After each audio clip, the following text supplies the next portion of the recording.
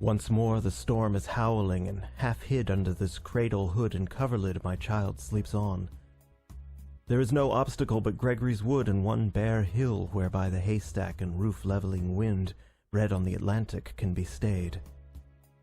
And for an hour I have walked and prayed because of the great gloom that is in my mind.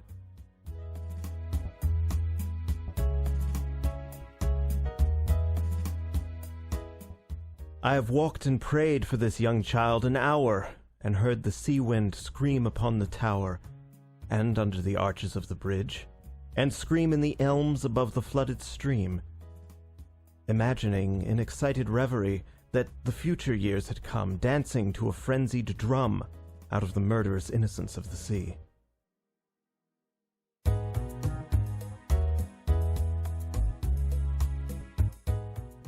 May she be granted beauty, and yet not beauty to make a stranger's eye distraught, or hers before a looking-glass.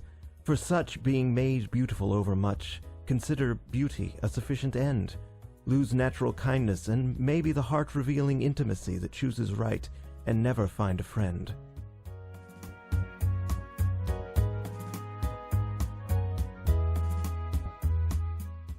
Helen, being chosen, found life flat and dull, and later had much trouble from a fool, while that great queen that rose out of the spray, being fatherless, could have her way, yet chose a bandy-legged smith for man. It's certain that fine women eat a crazy salad with their meat, whereby the horn of plenty is undone.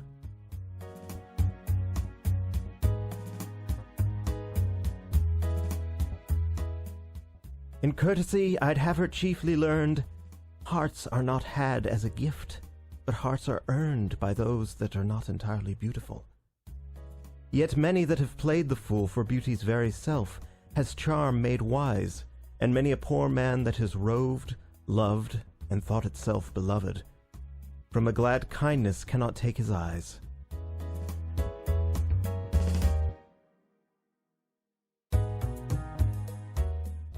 May she become a flourishing hidden tree, that all her thoughts may like the linnet be, and have no business but dispensing round their magnanimities of sound, nor but in merriment begin a chase, nor but in merriment a quarrel.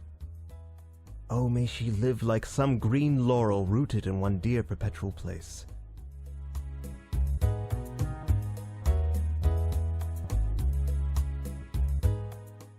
My mind, because the minds that I have loved, the sort of beauty that I have approved, prosper but little, has dried up of late. Yet knows that to be choked with hate may well be of all evil chances chief. If there's no hatred in a mind, assault and battery of the wind can never tear the linnet from the leaf.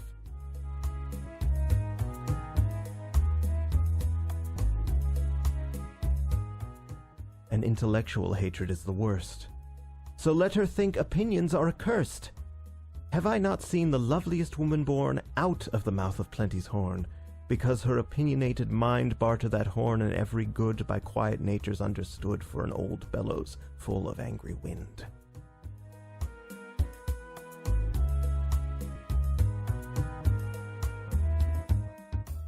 Considering that, all hatred driven hence, the soul recovers radical innocence, and learns at last that it is self-delighting, self-appeasing, self-affrighting, and that its own sweet will is heaven's will, she can, though every face should scowl and every windy quarter howl, or every bellows burst, be happy still.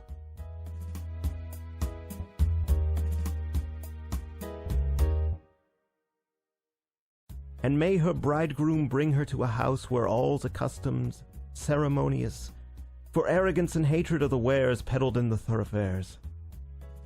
How but in custom and in ceremony are innocence and beauty born? Ceremony's a name for the rich horn, and custom for the spreading laurel tree.